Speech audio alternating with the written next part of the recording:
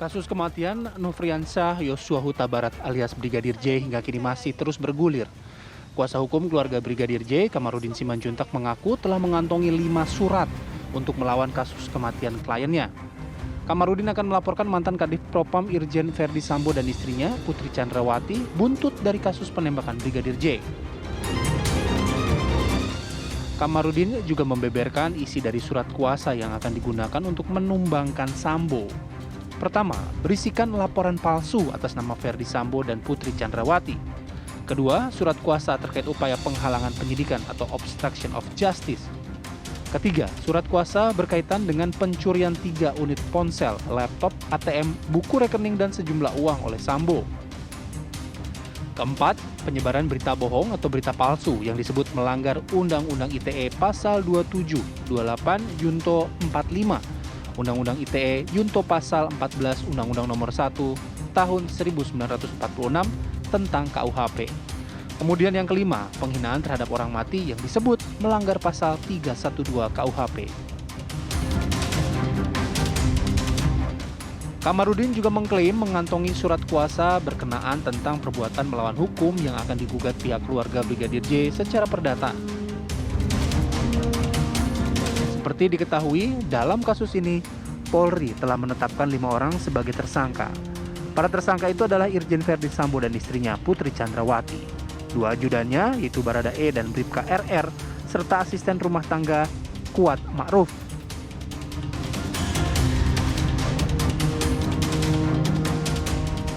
Kelima tersangka itu dijerat dengan dugaan pembunuhan berencana. Lantas, akankah surat kuasa baru yang dikantongi pengacara keluarga Brigadir Joshua mampu mengungkap sejumlah kejanggalan di balik kematian Brigadir Joshua? Tim TV One mengabarkan.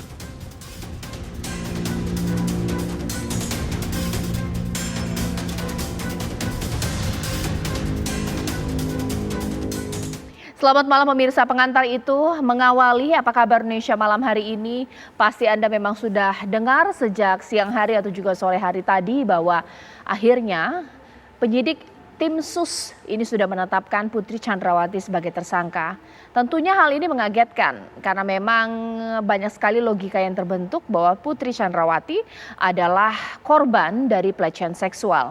Tapi ternyata sudah ditetapkan sebagai tersangka dan pasal yang dikenakan untuk Putri Chandrawati ini juga tidak main-main pemirsa, cukup berat.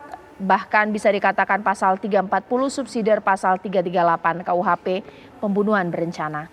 Tapi yang menjadi hal yang lebih dalam lagi ketika kuasa hukum mengatakan bahwa usai ditetapkan sebagai tersangka, tim kuasa hukum dari Brigadir Joshua ini mengatakan mereka masih punya 5 jurus lagi pemirsa untuk membuka kasus kematian kliennya. Seakan-akan tidak habis-habisnya untuk mengungkap di balik misteri kematian Joshua. Sekiranya kasus ini akan dibuka seperti apa lagi? Mengingat tersangkanya kan sudah 5, diantaranya ada Pak Sambo, bahkan juga Putri Chandrawati. Itu akan saya bahas di Apa Kabar Indonesia malam hari ini. Di studio TV One sudah hadir pakar hukum kita, yakni Pak Luhut Pangaribuan. Selamat malam Pak, apa kabar? Selamat malam, baik. Setelah itu saya juga telah tersambung ya Pak dengan penasihat ahli Kapolri, Prof. Hermawan Sulistyo. Prof. Kiki, selamat malam, Assalamualaikum. Waalaikumsalam warahmatullahi wabarakatuh. Baik. Prof ditahan dulu, Pak Luhut ditahan dulu karena saya punya informasi pemirsa memang Jumat siang tadi tim khusus Mabes Polri menggelar konferensi pers terkait kasus pembunuhan Brigadir Joshua. Irwasum Polri menetapkan dan juga memeriksa pemirsa 83 anggota, 35 diantaranya direkomendasikan di tempat khusus Makobrimob Depok, Jawa Barat. Selain itu Putri Chandrawati, istri dari Verdi Sambo, pun telah ditetapkan sebagai tersangka. Pemeriksaan khusus, per hari ini kita telah melaksanakan pemeriksaan khusus terhadap anggota-anggota kita sebanyak 83 orang. Kemudian yang sudah direkomendasi untuk di penempatan khusus sebanyak 35 orang. Yang sudah ditempatkan khusus sebanyak 18, tapi berkurang 3. Berkurang 3 yaitu 1 FS karena sudah jadi tersangka. RR juga sudah jadi tersangka, dan RE kan sudah menjadi tersangka. Dari personil yang sudah dipatsuskan ini ada 15 orang, penyidik melakukan pemeriksaan mendalam, maka terdapat 6 orang dari hasil pemeriksaan yang patut diduga melakukan tindak pidana. Penyidik juga telah melaksanakan pemeriksaan mendalam dengan scientific crime investigasi, termasuk dengan alat bukti yang ada, dan sudah dilakukan gelar perkara, maka penyidik telah menetapkan saudari PC sebagai tersangka.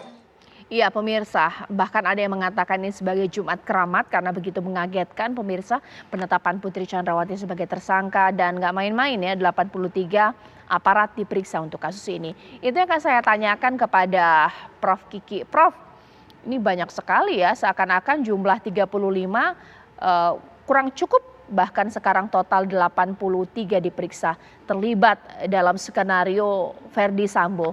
Ini masuk dalam geng Verdi Sambo atau bagaimana Prof. Kiki menjawabnya? Ya, kalau geng itu kan interaksi dalam jangka waktu yang lama, yang panjang gitu. Tapi bisa jadi orang itu hanya beberapa saat saja disuruh atau dikasih uang, atau itu tergerak, orang bergerak itu karena persahabatan, karena struktur kewenangan di perintah, atau bisa juga kan karena uang. Nah, jadi nggak bisa kita sebutkan, nanti di persidangan kan kebongkar semua, terkuak semua. Ya tapi juga tergantung pertanyaan jaksa sama hakimnya.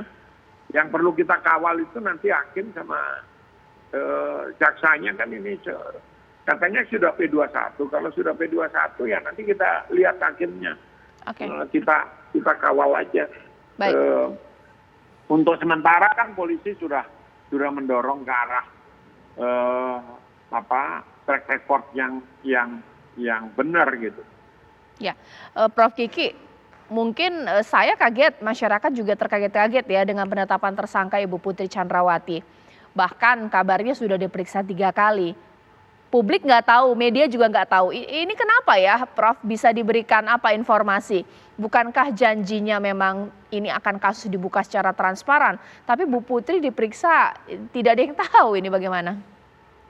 Itu tanya Mahfud, itu lebih tahu itu. Katanya konsumsinya bukan untuk anak kecil itu. Ya dia yang lebih tahu lah itu kenapa. Kan kalau dibuka kan bukan hanya yang bersangkutan, ada hal-hal yang tidak terkait dengan pidananya yang menjadi cerita publik, sinetron publik yang lebih seru kan gitu. Nah, jadi ya nggak tahu saya kenapa proses pemeriksaannya nanti di pengadilan kan dibuka. Kalau hakimnya mau buka, hakim kan bisa juga membuat sidangnya tertutup karena kalau menyangkut delik susila gitu. Mungkin sekarang saya ke Pak Luhut ya Pak. Dengan pasal yang dikenakan untuk Ibu Putri ini, wah luar biasa ya, ikut terlibat dalam peristiwa pembunuhan berencana. 340 subsidi 338 KUHP. Ini menurut Pak Luhut, apakah ini memang tepat? Atau mungkin terlalu berat? Mengingat sampai saat ini logika yang terbentuk Ibu Putri adalah korban dari pelecehan seksual, bagaimana? Itu sudah disampaikan bahwa ini penembakan atau pembunuhan ya. Kualifikasinya pembunuhan dengan rencana atau setidak-tidaknya dengan sengaja. Dan dilakukan bersama-sama dengan beberapa orang. Nah, pelaku utamanya itu sudah dinyatakan oleh penyidik yaitu FS. Dan pelaku peserta, jadi yang nanti tergantung peranannya apakah dia mededader, ada hoofdader atau pleher, ada downpleher. Jadi ada 4 bentuk ya. Jadi ada mastermind atau hoofdadernya itu FS. Nah, yang lain itu pelaku peserta namanya, pelaku peserta. Nah, tinggalkan pertanyaannya sekarang, seberapa banyak? Nah, tadi kan udah disebutkan sudah ada yang diperiksa, ditempatkan di tempat khusus ada 30 sekian kan gitu ya. Pertanyaannya adalah apakah nanti ya, karena kan polisi menangani polisi ini kan, kasusnya polisi kan. Apakah nanti di korting-korting, nah kalau bahasa umumnya di korting-korting, kan mestinya kan siapa yang berbuat harus bertanggung jawab dan harus dihukum sesuai dengan perbuatannya atau kesalahannya. Nah sekarang tadi kan Prof. Kiki kan mengatakan sudah ada P21, itu baru 4 orang kan yang pertama. Nah yang baru diumumkan ini tadi kalau nggak salah diumumkan 5 atau 6 orang, lupa saya, yang dinyatakan tersangka, jadi mungkin 11. Baik. Padahal kan yang sudah diperiksa itu sudah ada 30-an ya, ada 39 kan gitu periksa kode etik. Nah publik ya menunggu jangan kemudian dikorting ya, jadi artinya seminimal mungkin yang diajukan ke pengadilan. Nah artinya rasa keadilannya terusik. Karena ini kan kepedulian terhadap polisi, jangan kemudian ke masyarakat dia kejam, tegas, tapi kepada dirinya sendiri kurang kan begitu. Pak Luhut, kalau untuk biasanya nih ya, biasanya kasus-kasus atau mungkin peristiwa hukum yang pernah Bapak tangani atau juga kritisi, untuk pasal 340 subsidiar pasal 338 ini dikenakan untuk orang yang berada dalam TKP pembunuhan atau mungkin yang menyuruh melakukan pembunuhan atau seperti apa Pak? Jadi sederhananya begini, ini kan pembunuhan. Ya. Caranya seperti apa melakukan pembunuhan ini? Nah kan pembunuhan berencana atau setidak-tidaknya dengan sengaja. Nah pembunuhan berencana ini adalah yang paling tinggi derajatnya dalam tindak pidana pembunuhan. Dan hukumannya bisa paling maksimum, yaitu hukuman mati. Itu mungkin bukan maksudnya hukuman mati, tapi itu bisa terjadi hukuman mati. Dan juga diterapkan kan gitu. Nah kalau misalnya tidak berencana berarti kan pembunuhan dengan sengaja. Nah itu ancaman hukumannya penjara 15 tahun. Nah ini yang sekarang banyak dibicarakan motivasi, kalau kan motivasinya apa. Nah itu nanti ada kaitannya dengan apakah kualifikasinya berencana atau dengan sengaja. Dan tentu tanggung jawabnya berbeda-beda. Kalau pelaku utama atau hoofddader atau mastermind itu lebih tinggi. Lebih berat ya? Lebih berat, tapi kalau pelaku peserta seperti misalnya istrinya FS sekarang ditetapkan kan pelaku peserta kan gitu. Ya kira-kira ya, tapi saya nggak tahu persisnya, tapi bisa juga pelaku peserta dan yang lain-lain. Ya, dan seterusnya. Oke, baik. Nanti ditahan dulu Pak Luhut, bahkan juga Prof. Kiki, karena nanti sesaat lagi saya nanti akan berbincang dengan kuasa hukum almarhum Brigadir Joshua. Karena ternyata belum selesai sampai di sini saja pemirsa, ketika Ferdy Sambo tersangka, Putri Candrawati tersangka. Kuasa hukum katanya masih punya 5 jurus lagi. Jurus apa ya? Sesaat lagi.